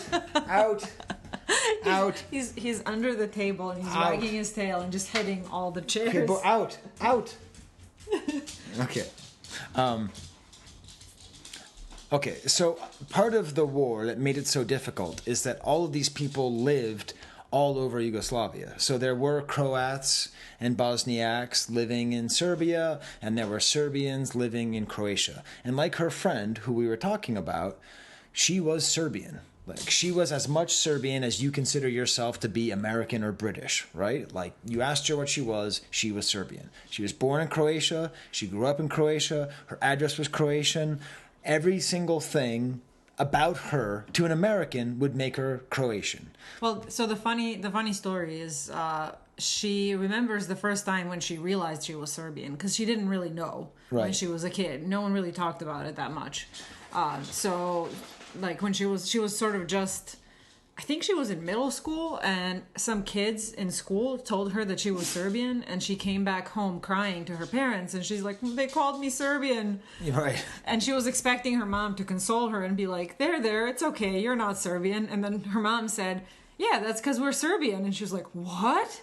How, what is going on here? And because that was not a thing that was really talked about. It just kind of switched on overnight. Right. And as the Civil War was happening. Yeah. And what was happening is there were political leaders who were trying to gain power. And what they did was they used this tool called nationalism. And they would, Milosevic in Serbia and a guy called Turd Man in Croatia, Milosevic's considerably worse record, would just say, we are Serbs, and we have a particular culture, and we are superior to the other cultures, and we have to fight to save our people. And it's not that we hate other people, it's that our people are the best. And in danger. There was this constant talk of imminent threat by everyone. Bro, out! Get out! You were clicking and clacking and shaking your head. We're trying to talk about the goddamn Civil War. There you go. Back on the couch. Jeez. That dog makes so much noise for being such a small dog. Yes. Okay, right. So the concept was that they were in danger and they needed to be saved because there were Serbs in Kosovo, there were Serbs in Croatia, there were Serbs in Albania. And what Milosevic did in particular was he would take isolated incidents and say, look at the Serbs being killed and tortured and bothered by these other people because they're a small minority. Let's all get together and make sure that we save Serbia and we save these Serbians. And also, I mean, the goal there was really the Great Serbia or the Greater Serbia, which would have included all territories that had Serbian majority population would then become part of Serbia. That was the idea. It was really conquest, right? Right. It was really conquest, and it was also, by the way, if you do your history, one of the main causes of the First World War and all the happiness they would lead. That was led by people who believed in this concept of Greater Serbia and individuality and this nationalism. So, just as a reminder, if anyone ever tells you that nationalism is good, you should visit Serbia and visit Sarajevo and see the Children's War Museum, and you can see where children were murdered in the streets in the name of nationalism. Because that's how good nationalism is. Patriotism, fine. Nationalism, not. Poor Bo. We need to give him this. Should we pause it? No, he's going over to the window. Yeah. Okay. So your friend, as an example, was living in Croatia and she got kicked out. And she ended up getting exiled and going to Miami. But what happened to a lot of people is they would be exiled and they'd be taken back into Serbia, right? Yeah. So you have to imagine, much of this war is being done to save these poor Serbs who have been stuck amongst these barbarians of Croatians. You know, these people who we've lived with for 50 years and who we've watched Star Wars with and lived together and made awesome music and culture and cars and everything. These subhuman pieces of trash have been treating our people poorly. Yep. So Marjena lives in a town that I call the...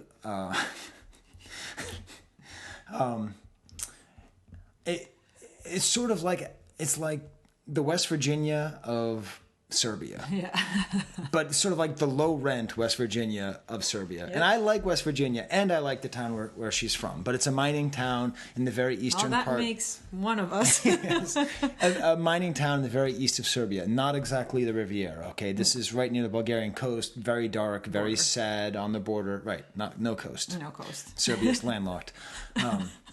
And so these people would be exiled from other parts of former Yugoslavia. Mm-hmm. And some of them came to Bor, right? Yeah, so basically in 95 there was this big military action in Croatia that expelled around 200,000 Serbians from Croatia because they were used as an excuse by Milosevic to keep waging this war. So the logic was, if these Serbians are gone from Croatia, then Milosevic has no... he has no reason to do it anymore, because that was the reason and that was how he was able to get popular support in Serbia for the war. But if these people are gone, then no one in Serbia would really want to wage this war anymore. And so they were expelled, and a lot of them they tried to send to Kosovo to boost Serbian population numbers, in order to prevent what inevitably was going to happen and has happened some years later, which is Kosovo becoming independent.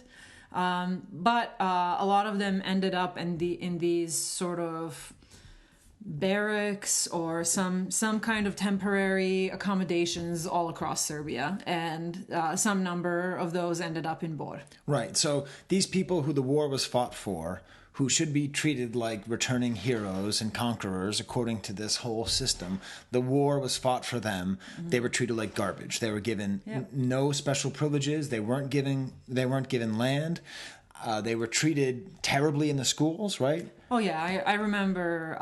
It was so. These were Serbian kids who basically, from my experience, like they came to Serbia with, the little clothes that they were wearing and maybe a little bit extra, but they just had to leave all of their belongings back in Croatia. So they were all extremely poor. They were typically living in barracks with no running water, no heat, no anything. So, it was they were, from the American perspective, they were just, like other white Europeans, but it was not easy for them to pass, because they spoke a slightly different dialect. And they just, were really poor. And they were just completely ostracized. Teachers in schools would ignore them, like wouldn't check their homework. It was terrible. And it was so confusing for me as a kid. So I would have been 11 when this was happening. And I just could not understand why anyone would do that. Why anyone would treat them so poorly. Right. And so you had a family friend.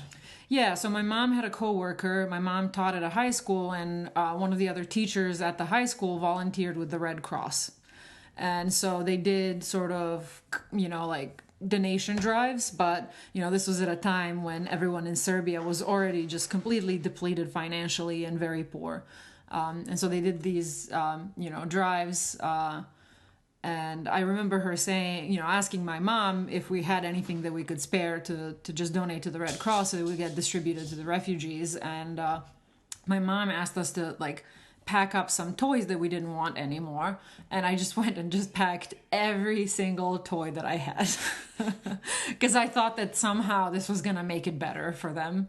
It probably did. Yeah, and, I don't know if it really made a difference, but in my sort of childish mind, I thought that this was gonna somehow make up for it. So what? You probably had like a He-Man toy, maybe? I don't know. I had Ninja Turtles. I remember having Ninja Turtles. Okay. I'm not sure if I actually had He-Man toys. Okay, well, I can tell you, as a toy collector, I can guarantee you there was some kid your age who was exiled from his home, who had absolutely nothing, who was just a happy kid watching cartoons like you were, who arrived in Eastern Serbia. And he liked that. So yeah, that's a gift that, as a toy collector, I can tell you that kid has that Ninja Turtle toy now. And he says, I just got it, and it was the only thing that I had, and I don't know where it came from, but that was like one nice thing that happened. So, anyways. So that's the nature of war, and we cry all the time in our family. So I'm actually keeping it together pretty well. Because the first time she told me this story, I wanted to just sell the museum and send all the money to Syria. I'm like, I gotta help the children. But she doesn't judge me for my silly habit because it's just because she was suffering doesn't mean that we all have to suffer. Yeah, it's not a zero-sum game. No. It's not. And anyways, time goes on in the late 90s. After there were many horrible ethnic cleansings, there was a period of peace, and then America decided to intervene with NATO, so it was a little bit questionable. As Marjena says, they should have intervened more, but they should have intervened earlier, right? So it's not that we were wrong to intervene, it was that our timing was odd. It seemed like it was more to make NATO seem strong than it was to make sure that people didn't get killed. So that was 99. So, while we were sitting there complaining about the special editions of Star Wars, they were packing up their stuff and hoping not to get bombed. So there you go. There's Star Wars from a future from a far away, distant future. And as far as new Serbian stuff, I got all those bootlegs in Sarajevo, and that's really sweet. I'm going to be dealing those and selling them and giving them away. Maybe I'll send some to some Syrian kids who are needing help. But there you go. Any more comments on Star Wars and Yugoslavia? No, I think that's about it. Yeah, all right. Great. Well then, in that case, I will say goodbye to you the way I say goodbye to all of my guests with a big kiss on the mouth. Ew. Okay. Ew. Just a quick follow-up. Marjena just gave Bo his ear treatment. She cleaned out his ears and gave him ointment, and he's doing much better. And also, so I've talked a lot about how one of my favorite items that I have is an Ewoks calendar. It was my childhood Ewoks calendar from 1984, and it had all the little stickers on it. And it's from the year she was born. So every December, you get to see the actual calendar that I looked at that one time when I went to the Boston Garden to see the Bruins play the Oilers. And Gretzky was sick, so he didn't play. But anyways, like that must have been right around the time when she was born. So that's kind of cool. Okay, you feeling better, Bobo? Oh man, he's rubbing himself on the couch. He's happy. Let's go let him grab a couple poops, huh?